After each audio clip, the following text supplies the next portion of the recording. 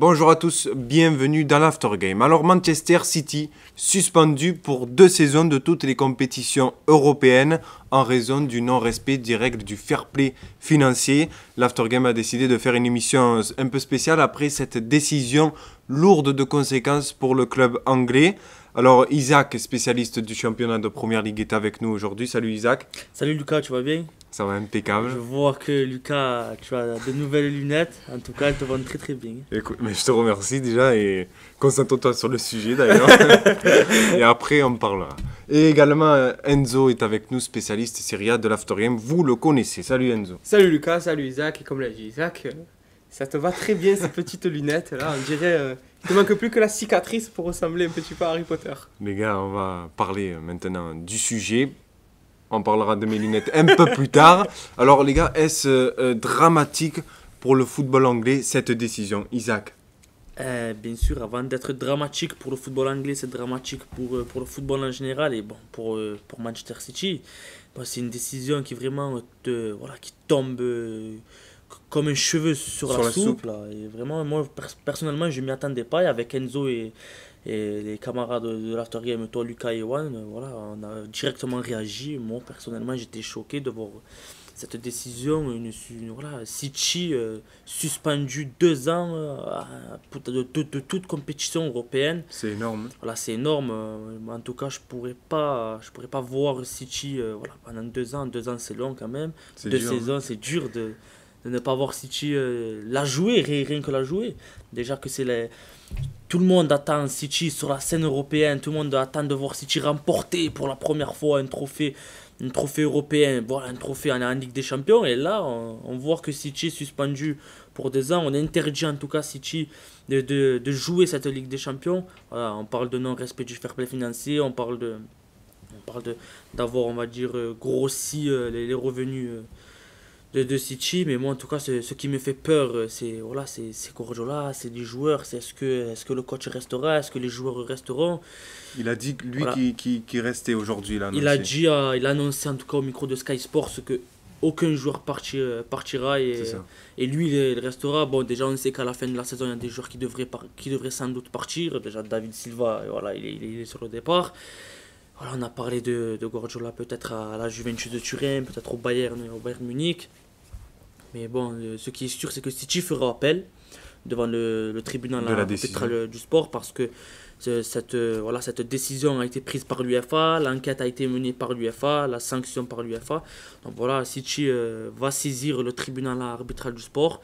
Et c'est le TAS, comme on le surnomme, qui prendra la décision finale en espérant voir City la saison prochaine en Ligue des Champions. Enzo, d'accord avec Isaac? Ah ben oui, c'est une décision dramatique pour Manchester City, après pour le football anglais aussi, parce qu'il y a récemment aussi Chelsea qui avait une sanction d'interdit de recrutement. Donc les clubs anglais enchaînent les sanctions, et pour City c'est dramatique parce que c'est l'objectif numéro 1. L'objectif numéro 1 depuis que le club a été racheté, c'est la Ligue des Champions et ils n'ont toujours pas remporté. Et là, c'était peut-être l'année, c'est l'année ou jamais finalement, parce que si le TAS, comme tu l'as dit Isaac, confirme la décision de l'UEFA, eh ben City se devra de remporter cette Ligue des Champions, sachant qu'ils affrontent les Real Madrid. Même s'ils sont moins bien, ça va être très compliqué, ils devront tout donner. Et après, concernant Guardiola, je pense que quand il a dit que les joueurs, tout le monde resterait, moi j'y crois pas trop, parce que vous vous rendez compte que comme des joueurs comme Sterling, qui sont des prometteurs, comme Benjamin Mendy, même Agüero, Bernardo Silva, Mahrez, si on leur dit vous restez seulement en Première Ligue, vous ne jouez pas la Ligue des Champions, ou même que ça soit l'Europa League, c'est très compliqué de garder des joueurs comme ça, parce que s'ils ont des offres ailleurs, parce qu'il faut parler aussi du club, mais pour eux personnellement, en sélection, même si Mahrez par exemple a une place titulaire indiscutable, c'est lui le capitaine il me semble de l'équipe d'Algérie, donc lui il n'a pas trop de soucis à se faire. Mais par exemple pour Sterling, pour Bernardo Silva, s'ils ne jouent pas la Ligue des Champions, je pense que pour eux ça sera compliqué d'être titulaire avec leur sélection nationale. Donc Manchester City va faire appel, comme tu l'as dit Isaac. Après c'est Football Leagues qui a sorti cette affaire encore, qui avait récemment sorti aussi une affaire sur le Paris Saint-Germain. Le Paris Saint-Germain pour l'instant échappe à toute sanction, on verra dans les années et dans les mois à venir. Mais bon, ça me semble bizarre quand même, parce que on s'y attendait pas, comme tu l'as dit, on a réagi tout de suite. Moi j'ai reçu l'alerte, j'ai dit c'est pas possible, c'est un fake ou quoi, et bien non. Donc c'est pour ça, ça va faire très mal.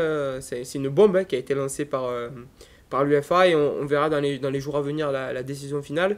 Mais espérons qu'au contraire, ça ne va pas désolidariser le groupe et au contraire, ça va les réunifier pour finir une bonne saison, même s'ils ont perdu le titre. Finir deuxième sur une bonne note, aller le plus loin possible en Ligue des Champions et pourquoi pas remporter la Ligue des Champions. Parce que voilà, on parle aussi d'une moi j'y crois pas trop, mais une relégation en D4. On a entendu ça. On a entendu ça, moi j'y crois pas trop parce que je me dis quand même, ça serait sévère. Parce que certes, il y a eu des, comme tu l'as dit Lucas, non-respect aux règles du fair play financier. Mais vous vous rendez compte, être interdit de compétition européenne, être relégué en D4, ça serait vraiment abusé, sachant qu'il y a des clubs qui font bien pire. Après, peut-être aussi, pourquoi l'UEFA sanctionnait comme ça le Manchester City, c'est peut-être les joueurs formés au club. Il y en a pas beaucoup, alors que peut-être au Paris Saint-Germain, il y en a un peu plus. Parce que Manchester City, ils en ont 5-6, allez, même moins peut-être. Ils ont aussi Zinchenko, Foden. Non, il n'est pas formé, Zinchenko. Il est même pas formé. Il y a Foden. C'est le seul joueur voilà, qui a. C'est peut-être pour ça aussi que.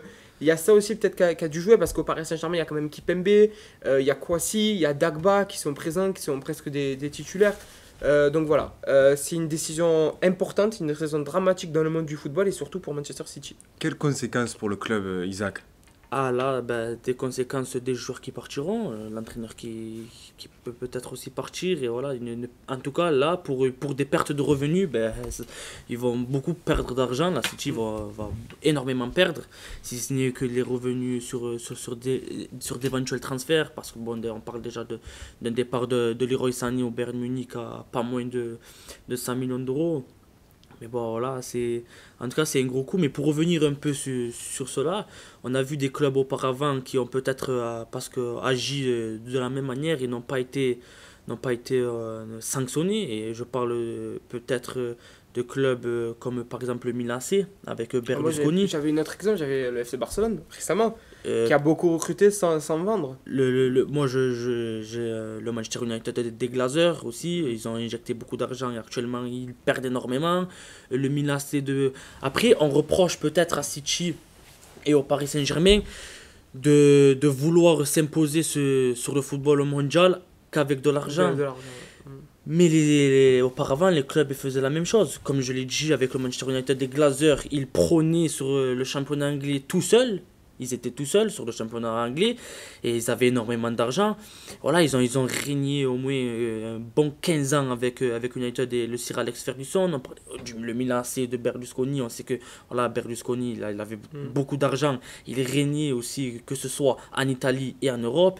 Et aujourd'hui, voilà, on reproche à ces clubs-là d'investir.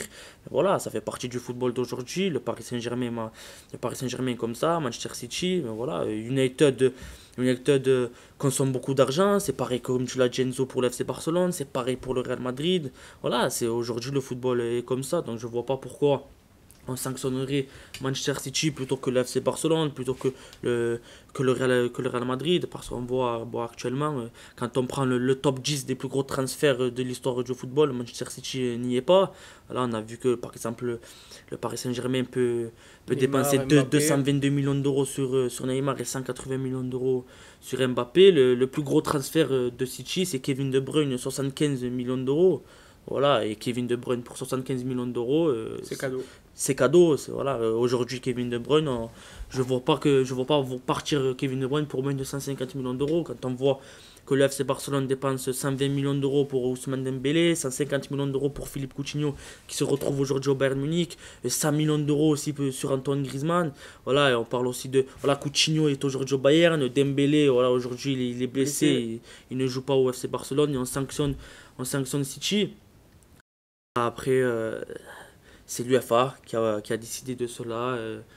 On voit qu'en tout cas City est confiant. City reste confiant. City sait que voilà, ils ont les preuves comme quoi ils n'ont pas enfreint les règles du fair play financier. Et justement, Pep Guardiola se sert de cette affaire-là justement pour souder son équipe et son groupe. Et là, il a clairement dit à ses joueurs que c'était le moment de montrer au monde entier que Manchester City n'était pas que de l'argent et qu'il avait beaucoup de talent. Voilà, City, en tout cas, si City élimine le Real Madrid en 8e de finale de Ligue des Champions, avec cette sanction-là, En tout cas, moi, je verrais ça comme un gros coup dans le football. Là, pour montrer qu'aujourd'hui, les clubs qui régnaient dans le football, voilà, comme le Real Madrid qui a régné très longtemps sur ce football, qui est le plus grand club de l'histoire du football, aujourd'hui, il y a d'autres clubs qui veulent grandir, qui ont le droit de grandir. Parce que moi, je trouve qu'on reproche à ces clubs-là de vouloir grandir. Mais on peut pas reprocher à ces clubs-là de vouloir côtoyer les plus grands.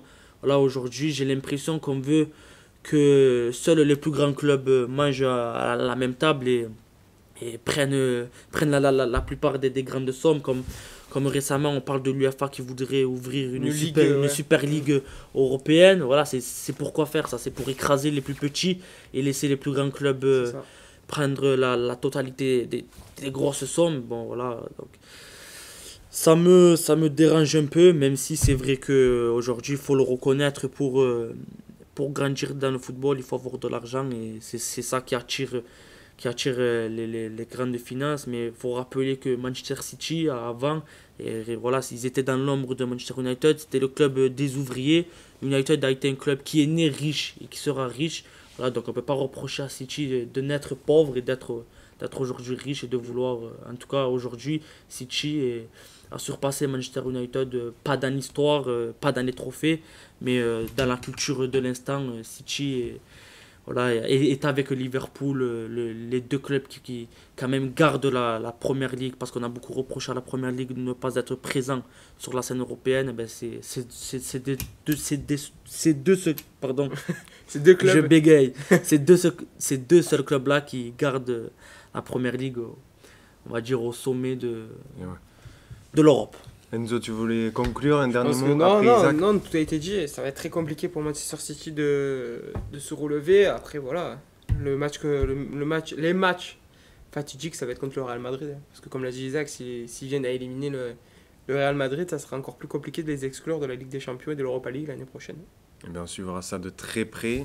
Et on se dit à la prochaine, les amis. À la prochaine, en tout cas, on sera là pour débriefer ces matchs de Ligue des Champions. Déjà, exactement. Déjà, le Monaco, le Dortmund Paris Saint-Germain qui sera très intéressant à suivre. Neymar qui devrait sans doute jouer. Voilà, un coup de Trafalgar du Paris Saint-Germain. Et la semaine prochaine, on sera là pour débriefer tout ça. Pour débriefer tout ça avec Lucas, toujours présent, qui a levé les lunettes. Et on embrasse Yohan, qui est chez lui, qui est de retour chez lui. Le bonjour à Yohan, Saint-Etienne qui s'est incliné 3-2. On n'en dit pas plus. Tu en as assez dit. Allez, on se dit à la prochaine. Bye bye. Ciao. Allez, au revoir.